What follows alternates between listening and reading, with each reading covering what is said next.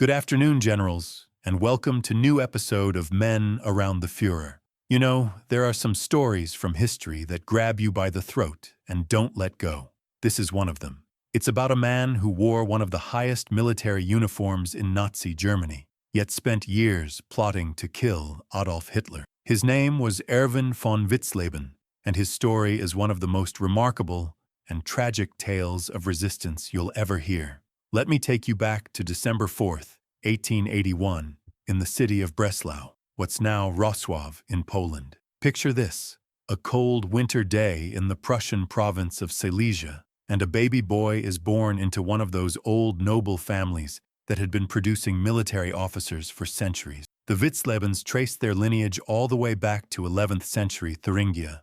Military service wasn't just a job for them, it was in their blood, their identity, their very essence. Young Erwin grew up knowing exactly what path his life would take. His father, Georg, was a Hauptmann, a captain in the Prussian army. By the time Erwin was 8 years old, he was already in cadet school. Can you imagine?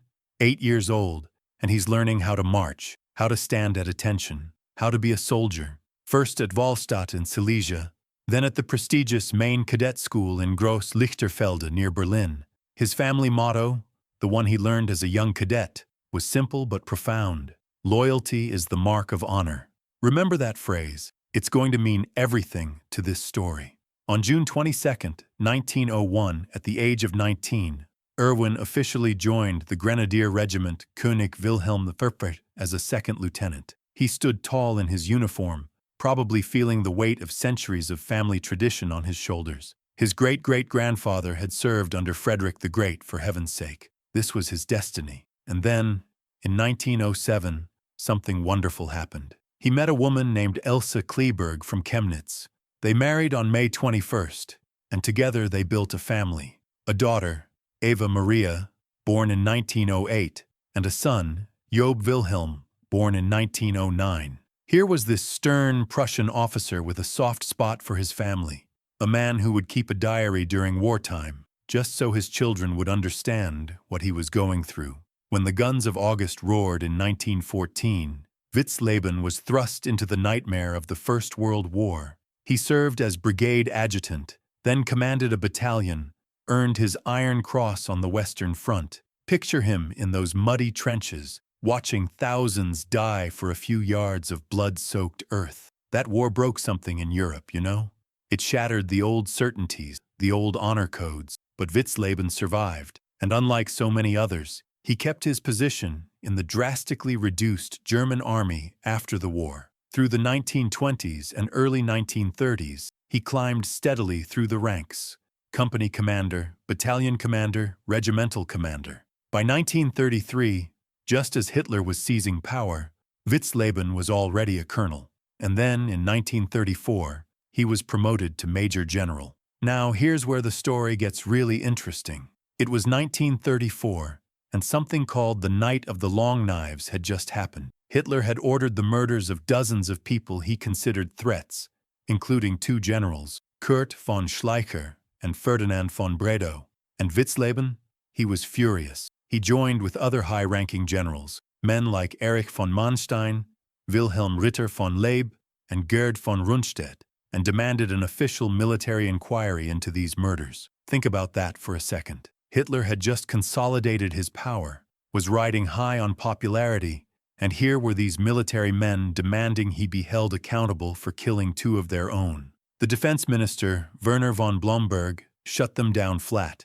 There would be no inquiry. But something had shifted in Witzleben's mind. This man who had been raised on the ideals of honor, duty, and loyalty, he was starting to see that maybe, just maybe, the true loyalty wasn't to whoever held power, but to something deeper, to Germany itself, to what was right. By 1937, Witzleben was commander of the 3rd Army Corps in Berlin, one of the most important military positions in Germany. And by this time, he'd connected with others who felt the same way he did. Men like Colonel General Ludwig Beck, Admiral Wilhelm Canaris, and a sharp intelligence officer named Hans Oster.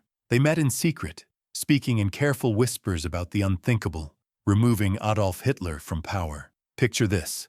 It's September 1938. Europe is on the brink of war over Czechoslovakia. Hitler wants to invade the Sudetenland, and most of his generals think he's leading Germany straight into another catastrophic war. Witzleben and his fellow conspirators, they had a plan. An actual, detailed plan. When Hitler gave the order to invade, they would strike. Witzleben's troops, which controlled the Berlin Defense District, would storm the Reich Chancellery. They'd arrest Hitler, maybe kill him if he resisted. The Nazi leadership would be rounded up. Elections would be held. Germany would step back from the brink. The signals officer, Erich Feldgiebel, would cut all communications throughout Germany. Witzleben would occupy Berlin. It could work. It really could work. They even reached out to the British government through diplomatic channels, trying to get assurances that Britain would stand firm against Hitler. Because, you see, the whole plan depended on the German people seeing that Hitler's aggression would lead to war with Britain and France. A war Germany wasn't ready to fight. And then, the Munich Agreement happened. On September 30th, 1938, Britain's Prime Minister Neville Chamberlain, France's leader Édouard Daladier, and Italy's Mussolini signed a deal with Hitler. They gave him the Sudetenland without a fight. Peace for our time, Chamberlain called it. The conspirators were devastated. Overnight, Hitler had become a hero to millions of Germans. He'd gotten what he wanted without firing a shot. How could they possibly move against him now? The moment was lost. But Witzleben didn't give up. In 1939, he was involved in yet another conspiracy plot led by General Kurt von Hammerstein-Equord. That one fell through too. Then came September 1939, and Germany invaded Poland. The Second World War had begun, and Witzleben, despite everything, despite all his plotting, was put in command of the First Army on the Western Front. Here's the cruel irony. He was good at his job, really good. When Germany attacked France in May 1940, Witzleben's First Army was part of Army Group C. On June 14th, his forces broke through the supposedly impregnable Maginot Line. Within 3 days, he'd forced several French divisions to surrender. Can you imagine what that must have felt like? Here was a man who desperately wanted to stop Hitler, and yet he was helping Hitler win. He was decorated with the Knight's Cross of the Iron Cross, and on July 19, 1940, at a special ceremony, he was promoted to the rank of General Field Marshal, one of the highest honors in the German military. There he stood, probably feeling sick inside, accepting accolades from the very man he'd been plotting to overthrow. In May 1941, Witzleben was appointed Commander-in-Chief West, replacing Field Marshal Gerd von Rundstedt. He was now in charge of all German forces in Western Europe, but his health was failing. He'd suffered from stomach ulcers for years, and then Hitler launched Operation Barbarossa, the invasion of the Soviet Union. Witzleben spoke out against it. He criticized the regime openly for this suicidal attack on Russia. And you know what happened? In March 1942, he was forced to take medical leave. Whether it was truly for his health or because Hitler wanted him silenced, we'll never know for certain. But most historians believe it was both. He was genuinely ill, yes, but the regime was happy to have him out of the way. And then, something even more devastating. His wife, Elsa, who had been his confidant, his anchor, died of cancer on March 15, 1942. He'd spent her final weeks at her bedside. When she passed, he'd lost not just his wife, but one of the few people he could truly trust with his dangerous secrets. Witzleben was now in the Führer's reserve, which basically meant he was sidelined, retired, living on his country estate about 30 miles from Berlin. But he kept his connections. He stayed in touch with the resistance. Men like Karl Goerdeler, the former mayor of Leipzig, and a young officer named Henning von Treskow, who was serving with Army Group Center in Russia. They were all waiting for the right moment, waiting for the chance to try again. By 1943, the war had turned decisively against Germany. The catastrophic defeat at Stalingrad, the Allied landings in Italy, the endless bloodletting on the Eastern Front. It was clear to anyone with eyes to see that Germany was heading for disaster. A new figure entered the conspiracy, Colonel Klaus von Stauffenberg. This aristocratic officer had been badly wounded in North Africa. He'd lost his left eye, his right hand, and 2 fingers on his left hand. But his spirit was unbroken, and he was absolutely determined to kill Hitler. The conspirators gathered around a plan called Operation Valkyrie. On paper, it was a legitimate military plan to mobilize the reserve army to maintain order in case of civil unrest. But the conspirators would use it for their own purposes. Once Hitler was dead, they'd activate Valkyrie, claim the SS had attempted a coup, and seize control of Berlin and other major cities. And who did they want to be commander-in-chief of the Wehrmacht in the new Germany? Erwin von Witzleben, the 62-year-old field marshal with all his experience, his connections, his moral authority. Ludwig Beck would be the provisional head of state, Karl Goerdeler would be chancellor, and Witzleben would command the military. The debates among the conspirators were heated. The socialists in the group, like Julius Leber and Wilhelm Leuschner, worried that having a field marshal in charge would just create a military dictatorship. But the others argued they needed someone with Witzleben's stature and credibility. There were several attempts to kill Hitler that failed. In July 1944, time was running out. The Gestapo was getting close to uncovering the conspiracy.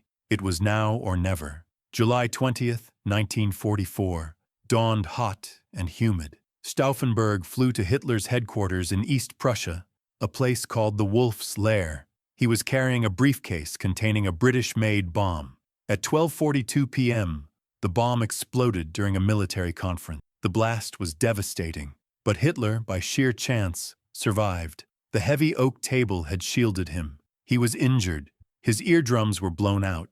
His arm was injured. His hair was singed, but he was alive. In Berlin, Witzleben waited at the military headquarters in Zossen, about 20 miles south of the city. When word came that the bomb had gone off, Operation Valkyrie was activated. Reserve troops began moving into Berlin. Orders went out to arrest Nazi leaders. For a few hours, it looked like it might actually work. But then the conspirators made critical errors. They couldn't confirm Hitler was dead. Communications were confused. Some commanders followed the coup orders, others hesitated. And crucially, Hitler got on the phone and made it clear he was very much alive. Witzleben didn't arrive at the Bendler Block, the Wehrmacht headquarters in central Berlin, until 8 p.m. By then, it was clear the coup had failed. He found Stauffenberg and the others still desperately trying to salvage the situation. Imagine the scene. This elderly field marshal, sick, exhausted, walking into chaos. He had a furious argument with Stauffenberg, who kept insisting they could still succeed. But Witzleben knew better. He'd been a soldier for more than 40 years. He recognized a lost battle when he saw one. After just 45 minutes, he left the Bendler Block and drove back to Zossen, then to his country estate. He probably knew what was coming. Maybe he sat in his study that night, thinking about his dead wife, his children, the Germany he'd loved and tried to save. The next morning, July 21st, Generalleutnant Victor Linnartz arrived at his estate and arrested him. The Nazis didn't just want the conspirators dead. They wanted them humiliated, degraded, broken. A special military court of honor was convened to strip the officers of their ranks and discharge them from the Wehrmacht. That way, they'd be tried not in military courts, but in the dreaded People's Court, Hitler's kangaroo court, where the verdict was always predetermined. On August 7, 1944, Witzleben was among the first group of conspirators brought before Roland Freisler, the notorious judge who presided over the People's Court. Now, Freisler was a piece of work, a screaming, fanatical Nazi who treated defendants like dirt, yelling at them, insulting them, not even letting them speak. The Nazis had orchestrated every detail of Witzleben's humiliation. They'd forced him to wear clothing that was several sizes too large. His trousers kept falling down. They'd denied him a belt or suspenders. They'd even taken away his false teeth. Picture it. This field marshal, this man who had commanded armies, who had won the Knight's Cross, who carried one of Germany's most distinguished military titles, now standing in an oversized uniform, having to constantly hitch up his pants while a madman screamed at him. At one point, Freisler bellowed, "You dirty old man, stop fumbling with your trousers." 3 cameras were rolling, filming everything. Hitler wanted footage of these traitors being humiliated. But Witzleben, even ravaged by weeks of Gestapo interrogation, even humiliated, even broken in body, still had something left inside. When it came time for him to speak, he looked at Freisler and said these words, "You can turn us over to the executioner. In 3 months, the outraged and tormented people will call you to account and drag you through the filth in the streets alive." Think about the courage that took. He knew he was going to die. He knew it would be horrible. But he wanted that prediction on record. And you know what? He wasn't wrong. Freisler was killed less than a year later when an Allied bomb hit the courthouse during an air raid. The verdict was a foregone conclusion: death by hanging. Witzleben was sentenced on August 7th. He would die the next day. August 8, 1944. Plötzensee prison in Berlin. Hitler had given explicit orders about how the conspirators were to be executed. "I want them to be hanged, hung up like carcasses of meat." At Plötzensee, there was an execution chamber that had been set up with a rail fitted with meat hooks. The condemned men were to be hanged slowly with thin hemp rope or cord. Some accounts call it piano wire, though that's disputed. The point was, this wasn't going to be a quick death. This was meant to be slow, agonizing, degrading, and it was all being filmed. Hitler wanted to watch. Witzleben was first. The 62-year-old field marshal, weakened by illness and weeks of imprisonment, was led into that chamber. He was stripped down, nearly naked, noose placed around his neck, then lifted up on the hook. An eyewitness later described the executioner as making jokes continuously, wearing a permanent leer. There was a small table with cognac and glasses for witnesses, and the cameras kept rolling. It took about 20 minutes for him to die. 8 men were executed that day, all heroes of the resistance. Over the following months, nearly 200 more people connected to the July 20th plot would be executed. But Witzleben was the first, the highest ranking, the one Hitler wanted to see suffer most. The footage was rushed to Hitler's headquarters. According to Albert Speer, Hitler's armaments minister, Hitler watched it repeatedly. Speer himself couldn't stomach it. When he accidentally saw a photograph of one of the hanged men and was told it was Witzleben, he immediately put it down. But the cruelty didn't end with Witzleben's death. His family was stripped of all pension rights. According to Nazi law of Sippenhaft, kin liability, families of traitors were to be punished. His daughter Eva Maria had to flee with her 3 young sons, eventually making it to safety in Lower Saxony. They lived in poverty for years. The Nazis tried to erase Witzleben from history, to make him an example of what happened to those who betrayed the Reich. For a while it worked. But here's the thing about true courage: it can't be erased.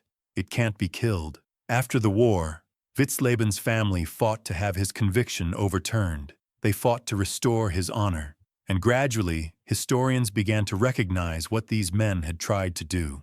Today, in Germany, there are streets named after Erwin von Witzleben. His great-granddaughter, Beate Reimer, has worked to preserve his memory and the family estate. In 2014, the 84th officer candidate class of the German Army was named after him.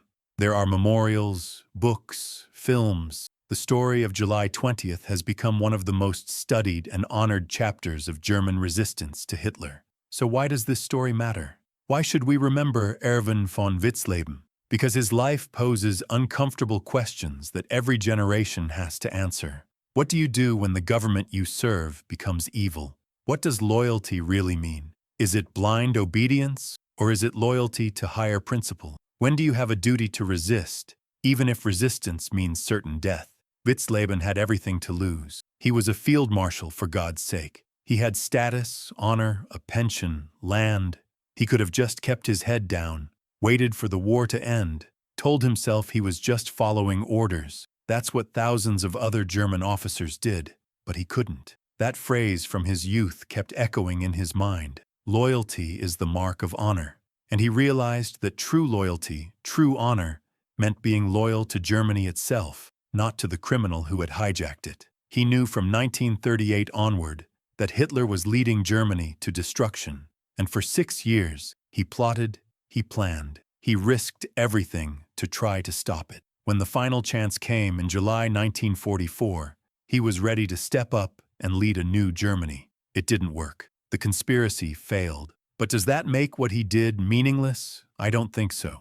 I think Witzleben and his fellow conspirators proved something vital, that even in the darkest times, even when evil seems all-powerful, There are people who refuse to go along. There are people who will risk everything, their careers, their families, their lives, to do what's right. The German resistance to Hitler is sometimes criticized because they failed, because they didn't act sooner, because some of them, like Witzleben, served the regime even as they plotted against it. And yes, those criticisms have merit. But imagine being in their shoes. Imagine the courage it took to stand against a government that had absolute power, that operated torture chambers and concentration camps, that would kill not just you but your entire family if you were caught. Imagine knowing that even if you succeeded in killing Hitler, you'd probably face a civil war, a bloodbath, chaos. They did it anyway. Witzleben's final words to Judge Freisler have echoed down through history. In 3 months, the outraged and tormented people will call you to account and drag you through the filth in the streets alive. He was predicting not just Freisler's death, but Germany's reckoning with its crimes. He was saying, essentially, we tried to stop this. We tried to save Germany. You're going to kill us for it, but history will vindicate us. And he was right. Today, Erwin von Witzleben is remembered as one of the heroes of German resistance. Not a perfect man. None of them were. Not a man who got it right from the beginning. He served the regime, after all, commanded its armies, benefited from its system. But a man who, when it counted, when the chips were down, stood up and said no more. He was a Prussian officer through and through, raised in a culture of discipline and obedience. But he understood something that many of his fellow officers never grasped. That true military honor isn't about following orders. It's about defending what's right. In the little cemetery at Plötzensee prison, where so many victims of Nazi terror were buried in unmarked graves, there's now a memorial. Visitors come from around the world to stand there and remember. To remember Witzleben, to remember Stauffenberg, to remember all those who resisted, and perhaps most importantly, to ask themselves, what would I have done? Would I have had the courage? Because that's the real question Witzleben's life poses to us. We like to think we'd be heroes, that we'd stand up to tyranny, that we'd resist evil. But would we really? Would we risk everything? Would we accept certain death? Erwin von Witzleben did, and for that, for his conscience, for his courage, for paying the ultimate price, we remember him. Not as a perfect man, not even as a particularly successful man, but as a man who tried, who stood up, who refused to be complicit. And in the end, maybe that's all any of us can hope to do. The story of Erwin von Witzleben reminds us that resistance to evil is possible even in the most oppressive circumstances. It reminds us that the path of honor is often the path of sacrifice, and it reminds us that we all face moments, maybe not as dramatic, but just as important, where we have to choose between going along and standing up. What will we choose when our moment comes? That's the question his life leaves us with, and it's a question each of us has to answer for ourselves. This story is based on historical records and eyewitness accounts. Erwin von Witzleben died on August 8, 1944, at age 62, executed for his role in the plot to kill Adolf Hitler and save Germany from further destruction. His name lives on as a symbol of moral courage in the face of tyranny.